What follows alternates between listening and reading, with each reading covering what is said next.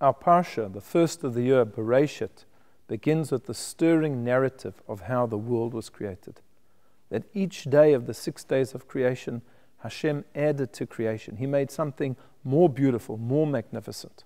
On the first day, He created light. He created the world, the heavens and the earth. Then He created the atmosphere.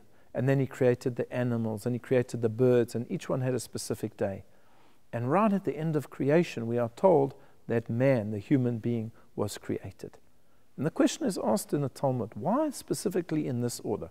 Why did God create the whole world, and then right at the end, He created man? What was the point of that?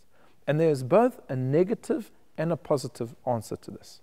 The positive answer is that man was the pinnacle of creation. He was the whole reason why God created the world, so that there should be a man to serve Him, to recognize Him as a creator, to use the entire world in His service of God and in improving this world, in what we would call tikkun olam.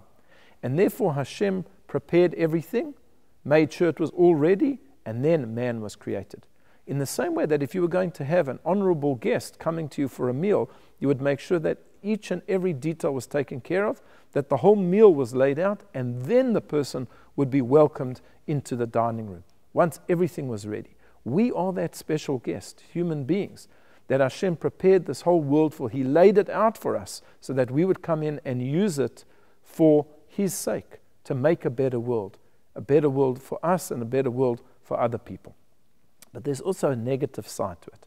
And that is, if a person becomes arrogant, you can turn around and say to him, don't be so arrogant, because even a little flea was created before you. You think you're so special. You came right at the end. So we can view this in a positive light, and we can view it in a negative light. And in a way, this is really a discussion between different schools of Musar. In the 18th century in Lithuania, there began a new study of Jewish ethics that was called Musar. And the one who founded this movement was the great Rabbi Yisrael Salanta. And he said that the main idea was to create a Jew who was a great person, who had a wonderful personality, who was a person of modesty, who had great character traits. And he went around both Eastern and Western Europe preaching his ideas of how we can perfect people and make a great Jew. One of his statements was that he doesn't come to reform Judaism, which was what was happening in Western Europe, but he comes to reform Jews, to turn Jews into greater people with greater morality. And from this, the Muslim movement began. And very broadly, there were two schools. And one of these schools focused on Madregat Ha'adam, the greatness of a human being. How much can be achieved? People don't realize this. And the Rosh Yeshivas, and they were called the Mashkichim, in these yeshivot, in these academies, would teach, and they would say to their students, you're not just a creature of flesh and blood, you have a soul. You have potential, you have an intellect, you know what you can reach. And they would emphasize the greatness of man in the same way that we are told that man was the pinnacle of creation, that everything had to be ready for him. And in this way, they would uplift their students. But then there were those who worried that that would create arrogance. And therefore, their emphasis was to show how lowly a man was. What is a man? He's flesh and blood, he's dust. He's not going to live for that much longer.